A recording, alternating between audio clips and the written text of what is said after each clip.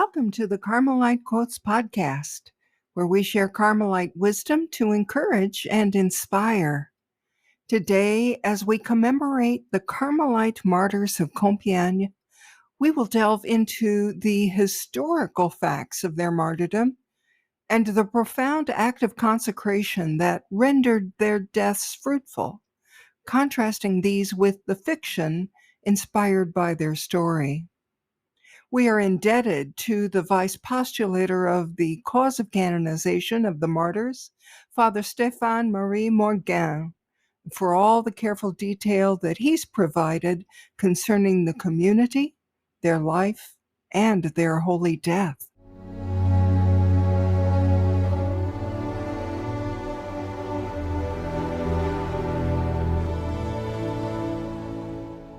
On July 17, 1794, 16 discalced Carmelite nuns were martyred at the Place du Trône Renversé, now known as the Place de la Nation in Paris. These nuns were not just victims of the reign of terror during the French Revolution, but they were symbols of unwavering faith and sacrifice. Their memory, initially preserved within the discalced Carmelite order, spread throughout the church, leading to their beatification by Pope St. Pius X in 1906. However, for many people, their story is more familiar through fictional works by Gertrude von Lefort, Georges Bernanos, and Francis Poulenc, who wrote an opera.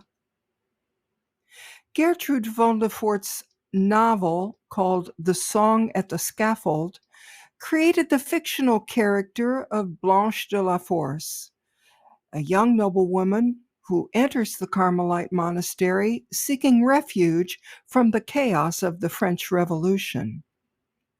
Blanche's journey from fear to acceptance of martyrdom, ultimately becoming the last at the scaffold, is a powerful narrative of spiritual transformation. This fictional account was adapted by Georges Bernanos in his play Dialogues of the Carmelites, which further explored the spiritual ascent of the nuns. And then Francis Poulenc's opera, based on the work of Bernanos, has moved audiences with its poignant music and dramatic narrative. While these works capture the spirit of the Carmelite sacrifice, they often distance themselves from the harsh realities of the French Revolution and the true historical context.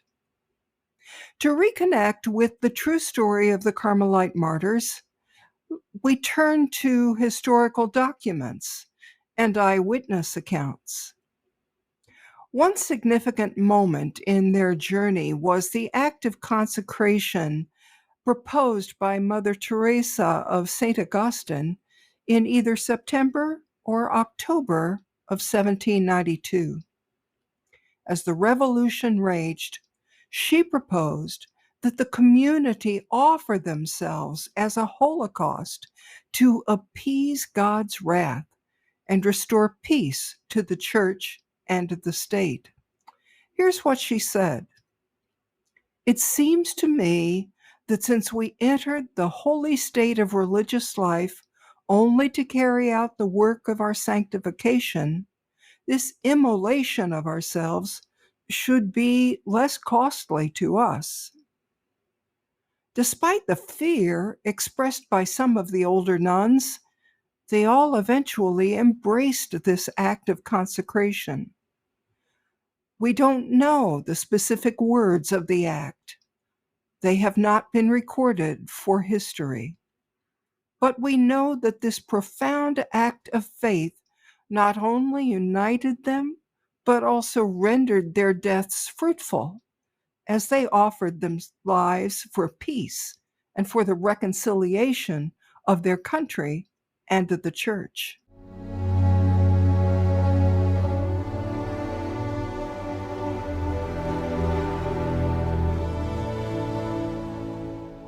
Now, Let's take a moment to honor each of the 16 martyrs by name.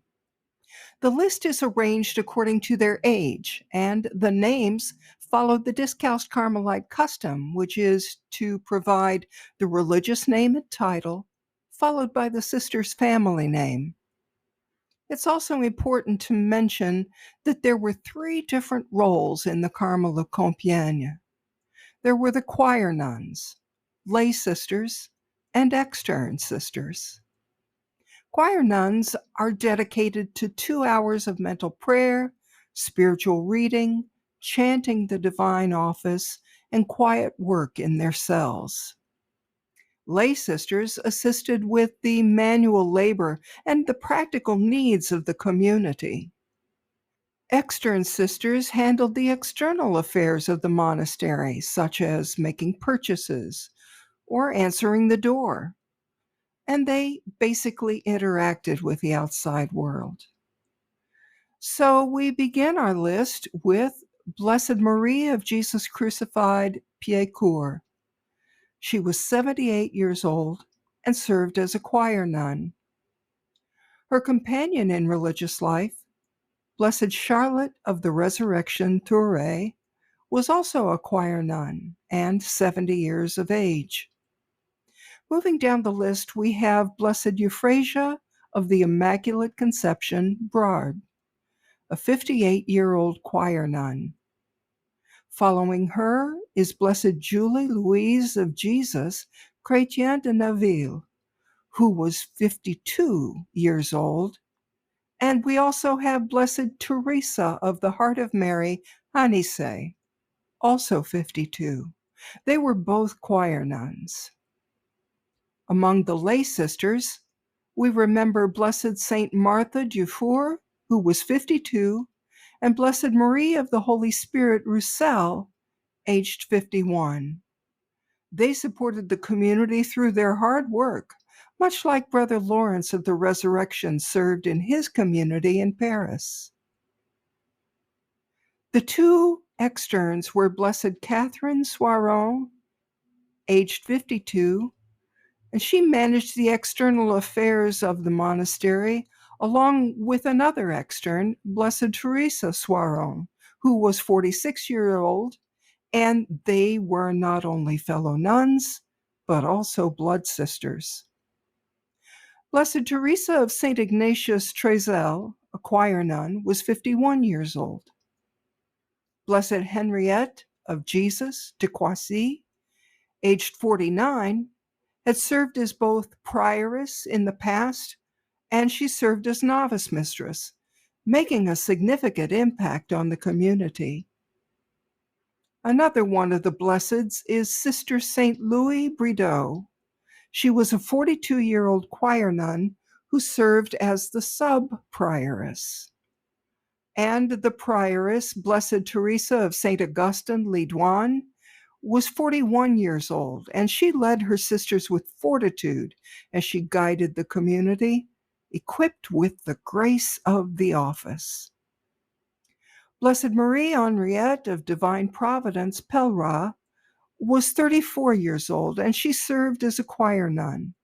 She also was the community's nurse, and she stood by the prioress, Mother Teresa, until the bitter end. Sister St. Frances Xavier Verreloux, a lay sister, was only 30 years old.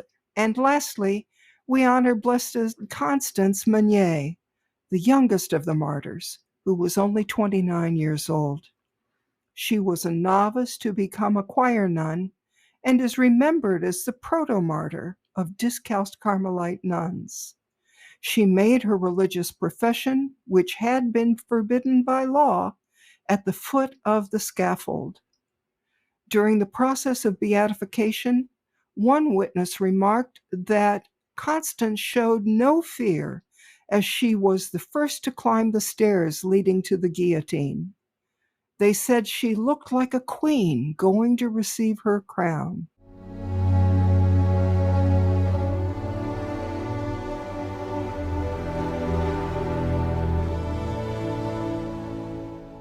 Thank you for joining us on the Carmelite Quotes podcast. The story of the Carmelite martyrs of Compiègne reminds us of the power of faith and the profound impact of self-offering. Their dedication to their faith and their courage in the face of persecution is a powerful testament to the strength of Christian virtues. If you enjoyed this episode, please share it with others who might be inspired by their story. Don't forget to subscribe to our podcast for more insights into the lives of our Carmelite saints and blesseds, and even our venerables. You can listen to us on all major platforms, including Spotify, Apple Podcasts, Amazon Music, Audible, iHeart, and even YouTube. Also, be sure to check out our website at carmelitequotes.blog for more inspiring content and resources. And we'd like to extend, as always, a special thanks to Sean Beeson for providing our music. You know, July is full of Carmelite feast days, so be sure to join us for each episode as we continue to explore the wisdom and the example of Carmelite saints and blesseds. Next up is the Holy Prophet Elijah.